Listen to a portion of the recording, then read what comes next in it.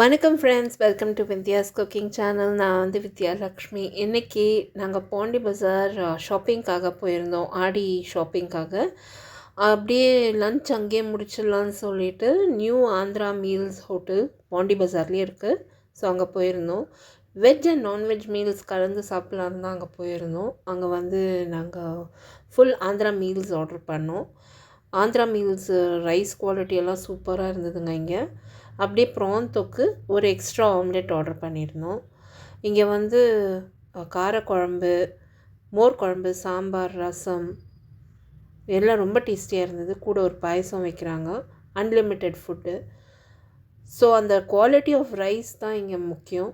அது ரொம்பவே நல்லா இருந்தது. எல்லா வெஜிடபிள்ஸும் நல்லா பண்ணியிருந்தாங்க. இந்த கன் பவுடருக்கு கீ கொடுத்துருந்தாங்க.